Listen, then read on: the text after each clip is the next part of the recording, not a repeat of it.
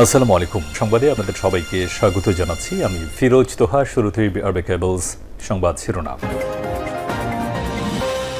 বাংলাদেশের সর্বশেষ গুরুত্বপূর্ণ আপডেট সংবাদে আপনাকে স্বাগত। শুরুতেই সংবাদ শিরোনাম, পরে বিস্তারিত। শুরুতেই জানিয়ে দিব, আগামী 15 আগস্টকে সামনে রেখে জয়ের ভিডিও বার্তা। সদ্য সাবেক প্রধানমন্ত্রী এবং আওয়ামী লীগ সভাপতি শেখ হাসিনার ছেলে সজীব ওয়াজেদ জয় আগামী 15 আগস্ট উপলক্ষে একটি ভিডিও বার্তা দিয়েছেন। আজ সামাজিক যোগাযোগ মাধ্যম ফেসবুকে এই বার্তাটি দেন সজীব ওয়াজেদ জয়। এরপর জানিয়ে দিব, বিচার বিভাগের ইতিহাসে নতুন রেকর্ড, প্রধান বিচারপতির সরাসরি নিয়োগ। জানিয়ে দিব, দুবাইয়ে দণ্ডপ্রাপ্ত প্রবাসীদের মুক্তির বিষয়ে কথা বলবেন ডক্টর মোহাম্মদ ইউনুস। এবারে জানাবো, বিগত আন্দোলনের সময় ইন্টারনেট বন্ধে কারা জড়িত ছিল 24 ঘন্টার মধ্যে জানতে চান উপদেষ্টা নাহিদ। এবারে জানিয়ে দিব, আমদানি বাড়ছে, কাঁচামরিচের দাম কমল 40 টাকা। এবং সর্বশেষ জানিয়ে দেব, যুবলীগ নেতার ভাইকে কুপিয়ে হত্যা।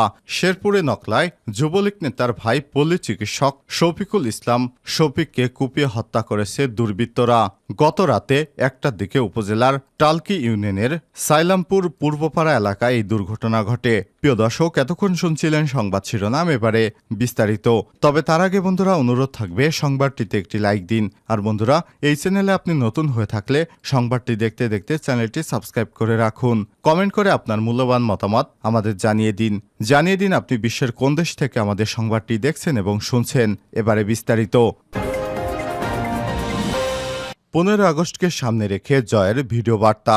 সদ্য সাবেক প্রধানমন্ত্রী এবং আওয়ামী লীগের সভাপতি শেখ হাসিনার ছেলে সজীব ওয়াজেদ জয় আগামী 15 আগস্ট উপলক্ষে একটি ভিডিও বার্তা দিয়েছেন। রোববার 11 আগস্ট রাতে সামাজিক যোগাযোগ মাধ্যম ফেসবুকে এই ভিডিও বার্তা দিয়েছেন জয়।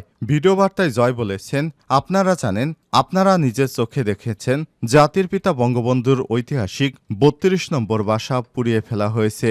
যে বাসায় বঙ্গবন্ধুকে হত্যা করা হয়, আমার পুরো পরিবারকে হত্যা করা হয়।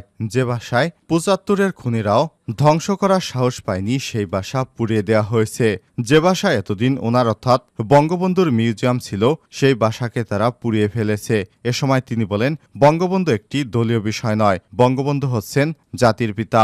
বঙ্গবন্ধু না হলে আজ আমরা বাংলাদেশ হতাম না, আজকে আমরা পাকিস্তানি থাকতাম। সামনে 15 আগস্ট, সেই কালো রাত, সেই রাতে বঙ্গবন্ধু এবং আমার পরিবারকে হত্যা করা হয়। সজীব ওয়াজেদ জয় বলেন, আমার আহ্বান বাঙালির জাতির কাছে, আপনারা যদি স্বাধীনতার চেতনায় বিশ্বাস করেন, আপনারা যদি বাংলাদেশকে ভালোবাসেন, এই যে বাংলাদেশে বসবাস করছেন এবং এটাকে মেনে নেন যে বঙ্গবন্ধু আপনাকে স্বাধীনতা দিয়েছে, আমাদেরকে স্বাধীনতা দিয়েছে, তাহলে আগামী 15 আগস্ট আপনাদের প্রতি আহ্বান, শান্তিপূর্ণভাবে ধানমন্ডি 32 নম্বরে গিয়ে ফুল দিয়ে আসবেন, দোয়া করবেন বঙ্গবন্ধুর জন্য, স্বাধীনতার চেতনার জন্য, আমার পরিবারের জন্য।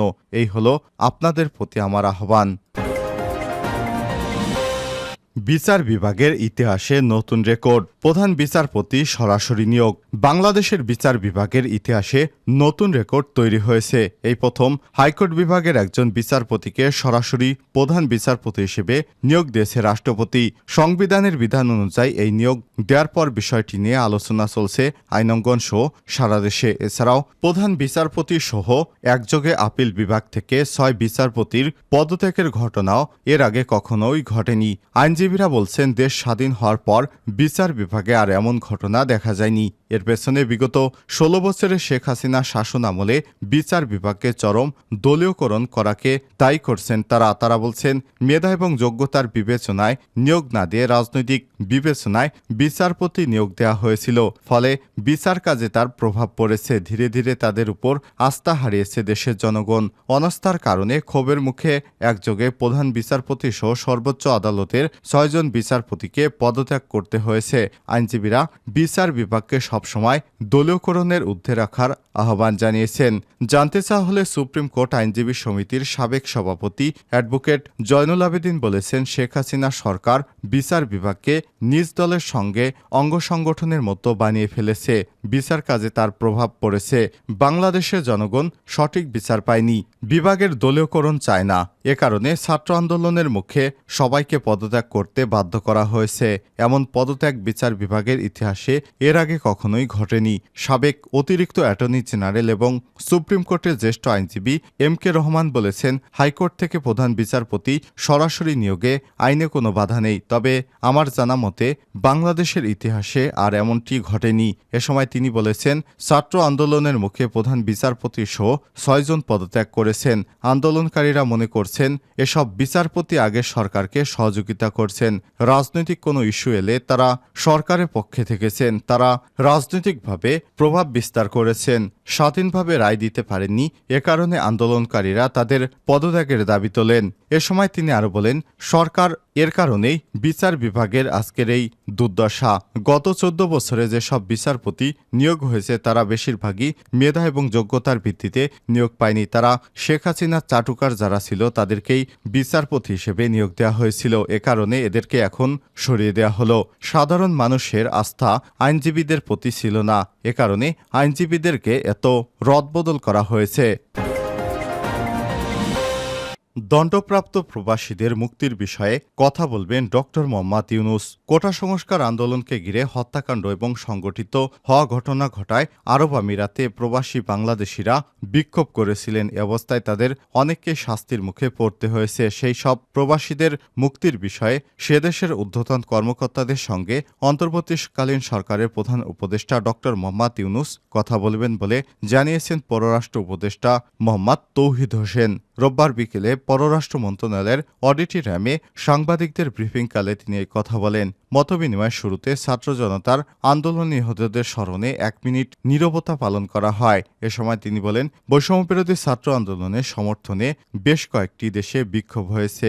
তার মধ্যে আরব আমিরাতে বেশ কয়েকটি কর্মীকে আটক করা হয়, এমনকি তাদের জেলে রাখা হয়েছে। বিষয়টি আমরা গভীরভাবে দেখছি। তারা কিছুতেই যেন সাফার না করে সে চেষ্টা করা হচ্ছে। এ সময় তিনি আরো বলেন, আশা করছি আজ বা কালকের মধ্যেই প্রধান উপদেষ্টা নিজে কথা বলবেন তাদের ঊর্ধ্বতন কর্তৃপক্ষের সঙ্গে, যাতে তারা সহায়তা পেতে পারে। অন্তত কোনো শাস্তি ছাড়া যেন তাদের মুক্ত করে দেয়া হয়। এরপর বাকিটুকু না হয় আমরা সহায়তা করার চেষ্টা করলাম। তিনি অর্থাৎ ডক্টর ইউনূস নিজেই উচ্চ পর্যায়ে কথা বলবেন, চেষ্টা করবেন তাদের যেন শাস্তির সম্মুখীন হতে না হয়। বিশেষ করে শেখ হাসিনা পদত্যাগের আগেই তাদের আটক করা হয়েছিল।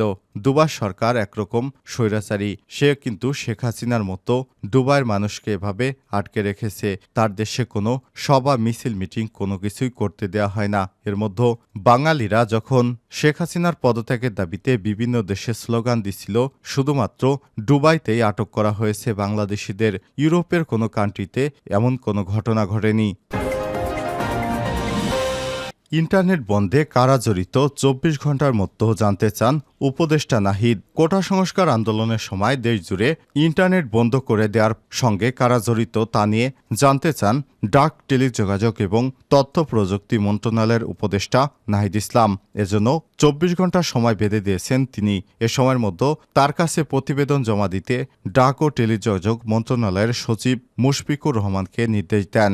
অন্তর্বর্তী সরকার গঠনের পর রোববার প্রথম কার্যদিবসে সকালে 10টায় সচিবালয়ে ডাক, টেলিযোগাযোগ মন্ত্রণালয়ে যান উপদেষ্টা নাহিদ ইসলাম। তিনি মন্ত্রণালয়ের কর্মকর্তাদের সঙ্গে বৈঠকে বসেন।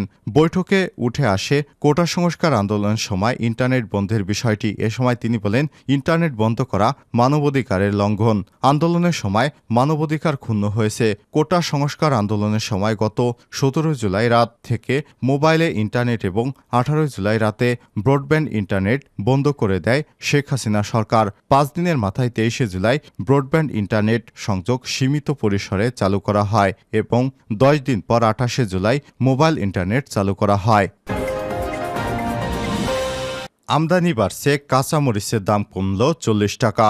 দেশে বৈষম্যবিরোধী ছাত্র আন্দোলনের মধ্যেও হিলি বন্দর দিয়ে আমদানি রপ্তানি স্বাভাবিক ছিল।